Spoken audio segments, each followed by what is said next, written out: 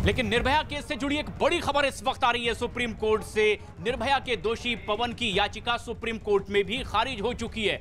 3 तारीख यानी कि 3 मार्च को सुबह 6 बजे फांसी का वक्त तय किया गया है, डेथ वारंट जारी हो गया है और इसे रद्द करने की भी अपील थी। लेकिन सुप्रीम कोर्ट में निर्भया के दोषी पवन की यह याचिका भी खारिज हो गई है। हालांकि अभी एक उसके पास और मौका दया याचिका का भी हो सकता है, लेकिन सुप्रीम कोर्ट ने इनकार कर दिया है कि वो फांसी की इस तारीख पर किसी तरह से रोक लगाए और याचिका अब निर्भया के दोषी की खारिज हो चुकी है। एहतेशाम खान हमारे सहयोगी इस वक्त हमसे सीधे जुड़ रहे हैं। एहतेशाम, क्या अब कोई और मौका है निर्भया के दोषियों के पास कि वो अपनी फांसी की तारीख को आगे बढ़ा सके?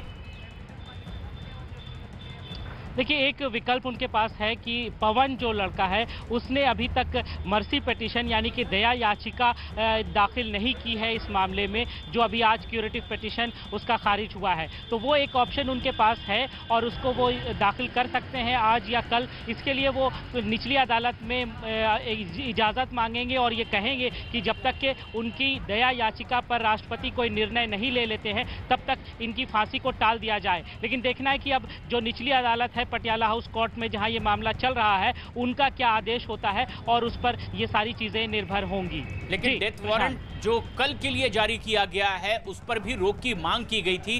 फिलहाल ताजा स्थिति क्या बनी हुई है? क्या अभी ये माना जाए कि कल ही फांसी होने वाली है सुबह 6 बजे जो वक्त तय किया गया है? देखिए, अभी उस पर सर्टेनिटी नहीं है क्योंकि आज जो क्यूरेटिव पिटीशन फाइल किया गया है वो खारिज हुआ है। लेकिन इसके बाद अगर मर्सी पिटीशन यानी कि जो दया याचिका है वो दाखिल की जाती है तो ये विकल्प दोबारा से उनके पास रहता है कि वो जो फांसी का दिन और वक्त मुकर्रर कर दिया गया है कल के लिए, उसको दोबारा टलवा सकते हैं। तो ये देर रात भी हो सकता है, इसलिए अभी कोई बात सर्टेनिटी से नहीं कही जा सकती। हो सकता है कि वो सीधा राष्ट्रपति के यहाँ एक याचिका दाखिल कर दें और दोबारा शाम को या रात में कोर्ट के सामने आए और फिर अपनी बात कहें, तो अभी भी संशय जो है इस मामले पर बना रहेगा। लेकिन एहतेशाम, कोर्ट में यह भी दलील दी गई कि बार बार अपनी फांसी की तारीख को टालने की कोशिश कर रहे हैं और इसीलिए इस तरह की टैक्टिक्स निर्भया के दोषियों की तरफ से अपनाई जा रही है। इसीलिए भी क्या गौर किया गया सुप्रीम कोर्ट की ओर से और इस पर भी कोई फैसला सुनाया गया है कि तारीख नहीं बदली जाएगी?